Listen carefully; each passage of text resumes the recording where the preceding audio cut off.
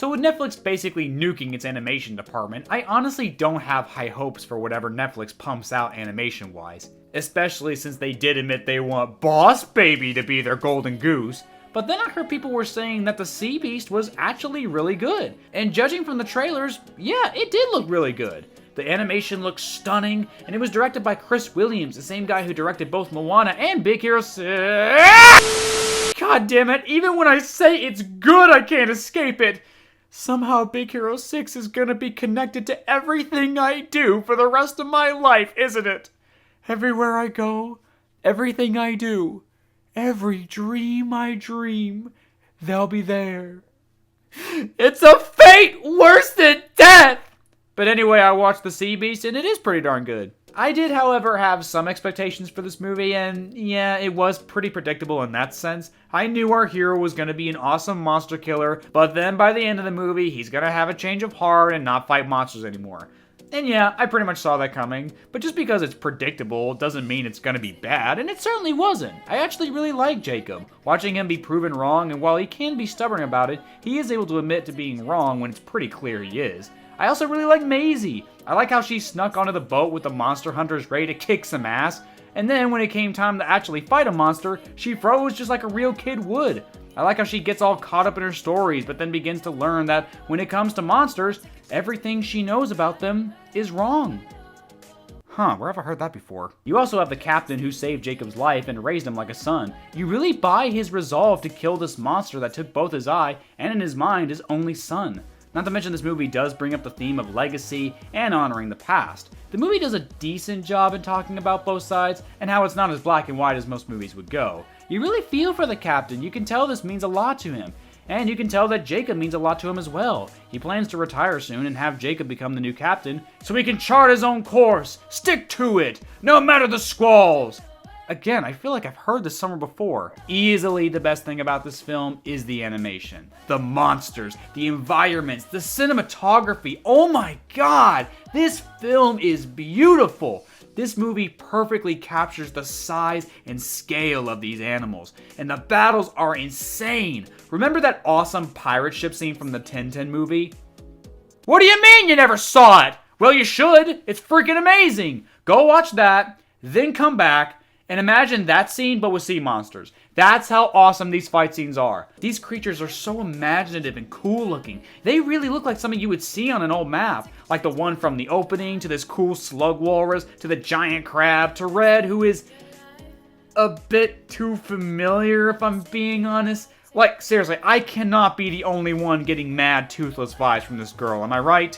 Am I? It's the eyes and mouth. It's just too familiar. And with the direction this movie was going, with monsters being misunderstood and our characters going from wanting to kill them to wanting to protect them, yeah, this movie is basically Treasure Planet meets How to Train Your Dragon. It takes the strongest parts of those movies and then tries to sandwich them together into one movie, with the captain having a strong bond with our main character, and the two later fight and are at odds with each other, while on the other hand, you have Maisie befriending Red and Blue and wanting to protect monsters and change society's mind on them. It's just too recognizable to try and see this movie for what it is. Now, taking inspiration from another movie is one thing, but it's what you do to deviate yourself. That's what separates the good movies from the great movies. How to Train Your Dragon is a great movie, but it's not exactly original. It is filled to the brim with cliches. Social outcast, hiding a pet from a parent, liar revealed. For many movies, these cliches would completely shut it down from the start. But How to Train Your Dragon was special. It was able to overcome all of these weaknesses with a fantastic execution. I plan on a full review of the How to Train Your Dragon movies in the future, so I won't go on too long here, but one thing I do want to focus on is Toothless. Toothless is the perfect dragon. His design is so unique and unforgettable, but what really made Toothless stand out was his personality.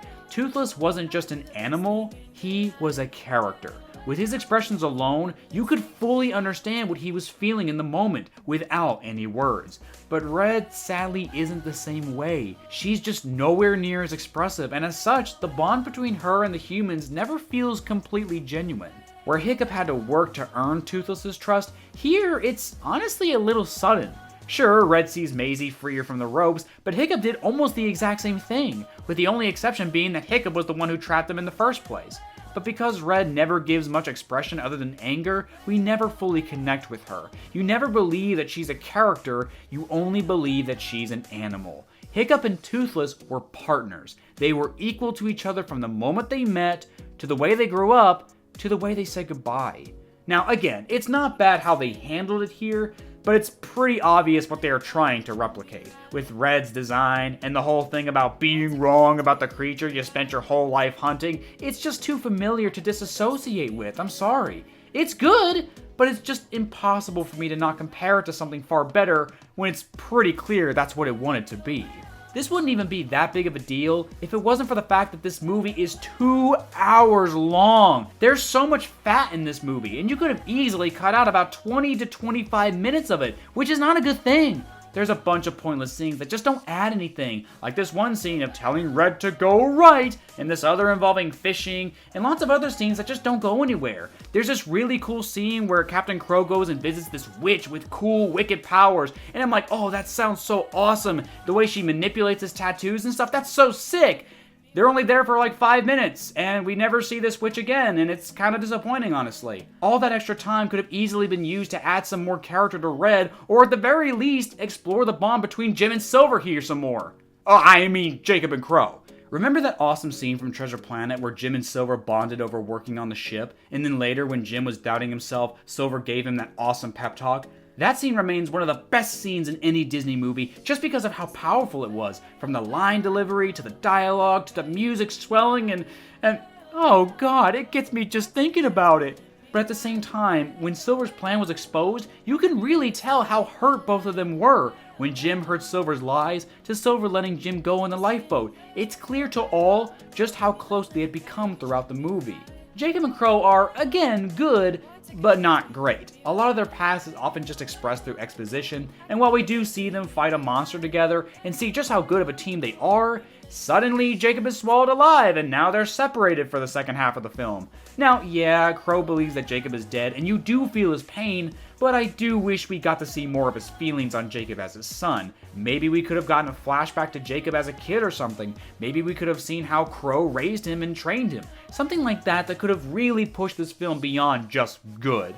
But as it is, it's solid enough, just could have been better. And I think that's this film's biggest problem. It feels like it's taking the best plots from these two movies and putting them together in one movie. But both of those plots needed the entirety of one film in order to work, while here, it just feels rather unfocused. It's trying to tell two stories at once, and both just aren't as developed as they should have been. Maybe if Crow was actually with Jacob and Maisie when they got separated from the crew, that would have been a great way for both stories to develop at the same time. Not only would this help save both plots and help cut down on its bloated runtime, but it also could have helped the film dive more into some of the themes the movie tries to tackle as well, like that revisionism thing, for example. Yeah, the whole thing with the king and queen rewriting history and making up stories about the monsters to justify hunting them down.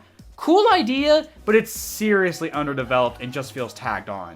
Even the climax just feels rather rushed and anticlimactic. Everyone just deciding, fuck the king and queen, monsters are actually cool, just feels really unrealistic. I know this is a kids movie and people will bitch about that in the comments, but A, this kids movie has plenty of death, blood, and destruction, so, you know. Also, there's a bit of swearing here and there, so, you know, protect the children! She rests too low, and them fixed cannons is useless. And her captain is an ass. Gonna need a sensu for that one. And B, we all know life isn't really like this. You know people are still gonna believe that monsters are dangerous, have some form of loyalty to the king and queen, and the stories of the monsters are still gonna get passed down generation upon generation. Again, I know it's a kid's film and all, but if this movie wants to tackle these complex adult themes, then maybe don't try to wrap everything up in the last 10 minutes. Even Crow decides he doesn't want to hunt monsters anymore. Like, really? The guy who wanted revenge for losing his eye and hunted down Red for 30 years, he just decides to give it all up? Just like that. Yeah, I'm calling bullshit on that. Overall, I still really like this movie. The animation, the cinematography, the monsters themselves, the characters, even the score is fantastic. It's Mark Mancina. This guy worked on The Lion King, Tarzan, and Moana, so that's a great talent. But I do feel like this movie is held back by its overlong runtime and its elements from other movies that are just too familiar. But it's still like an 8 out of 10 film. It still has a great atmosphere, epic battles, a good heart, good score, and beautiful animation. So even though Netflix has been disappointing me lately, at least with this movie, it goes to show that in the ocean of animation, there's still plenty of fish in the sea. Check it out, guys. I bet you'll love How to Train Your the Sea Beast. Unless you're like me, someone who apparently has way too high expectations, and also doesn't like non-Disney movies. Good lord, you guys need hobbies.